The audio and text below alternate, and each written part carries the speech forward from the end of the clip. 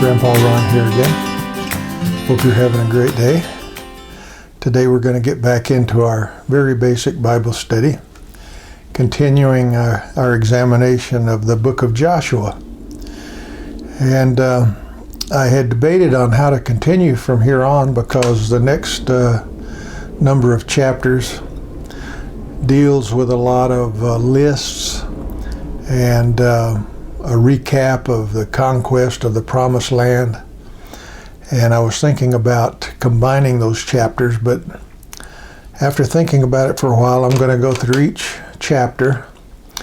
Some of them will be real quick, and this is one of them. But might be a good opportunity to take a broad view, step back for a minute, and recap what's been going on. You know, God was trying to create a theocracy that would be his witness to the whole world. The children of Israel, when they came out of Egypt, they numbered a couple of million, so they were enough of them to initiate this nation. You have to have people. So they had enough of them once they came out of Egypt. But then they had to have some laws and some guidance from God, something to believe in, to enhance their belief and trust in the Lord.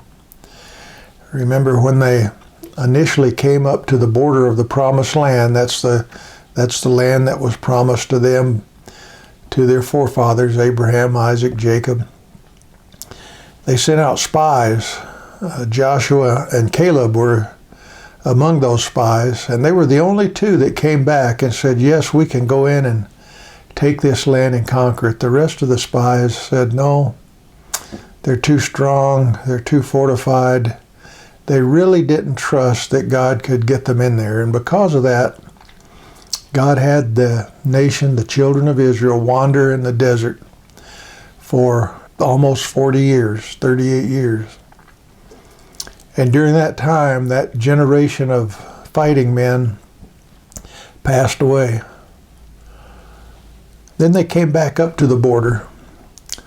And this time, Joshua took command of the armies.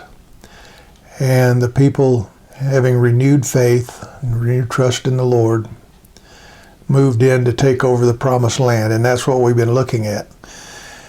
And they moved in to this Promised Land, and at this point they've eliminated all of the major military threats. They haven't completely destroyed everyone in this Promised Land, but the major threats have been eliminated. But now we're going to have a recap. Joshua is going to list the kings that have been defeated. And there's going to be more kings listed here that were defeated than were mentioned in the previous chapters. The previous chapters only covered, the big battles and things like that. And we've already touched on that. But he's going to recap a little more detail these kings that were defeated. Remember that Joshua at this time is probably 100 years old or older. So he's getting on, and after he lists these kings that have been defeated, we're going to see several chapters where he begins the process of dividing up the land between the children of Israel. Remember, the land has not all been conquered yet. The major parts have. But he's going to divide it up anyway, kind of like I'm giving you different tribes ownership of these different lands. Now you have to go in and take them. But this particular chapter, chapter 12, he's just talking about the list of kings that were defeated. So let's look at this. Verse 1. Now these are the kings of the land whom the sons of Israel defeated, and whose land they possessed beyond the Jordan toward the sunrise, from the valley of Arnon as far as Mount Hermon, and all the Arabah to the east.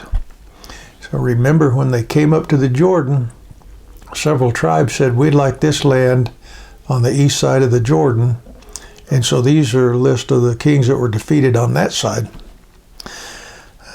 Verse 2, Sihon, king of the Amorites, who lived in Heshbon and ruled from Aroer, which is on the edge of the valley of the Arnon, both the middle of the valley and of Gilead, half of Gilead, even as far as the brook Jabbok, the border of the sons of Ammon. So he's listing and giving a description of the areas that they rule. And they are Arabah, as far as the sea of Chinneroth toward the east, and as far as the sea of the Arabah, even the salt sea, eastward toward Beth Jesimoth, and on the south at the foot of the slopes of Pisgah. I'm going to insert a map showing some of this area, and you might be able to visualize it a little better. Verse 4, and the territory of Og, king of Bashan, one of the remnant of Rephaim, who lived at Ashtaroth and at Edrei, and ruled over Mount Hermon and Selica, and all Bashan as far as the border of the Geshurites and the Maccathites, and half of Gilead as far as the border of Sihon, king of Heshbon. Now the pronunciation of these I know I'm butchering up, and I don't think that's super important for us at this point, but I'm going to try to work through this. But the key is to get a visual, a mental picture of these areas that they have conquered so far. Verse 6, Moses, the servant of the Lord, and the sons of Israel defeated them.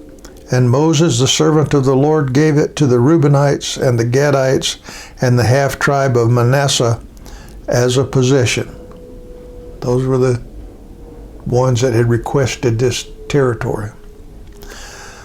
Now later on we're going to see, as the rest of the promised land is divided up, it's going to be divided through a combination of drawing lots, which was directed by God they should do, and special requests, isolated special requests of people.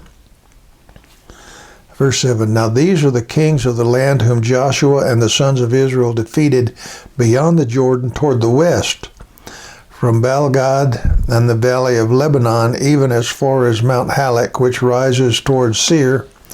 And Joshua gave it to the tribes of Israel as a possession according to their divisions.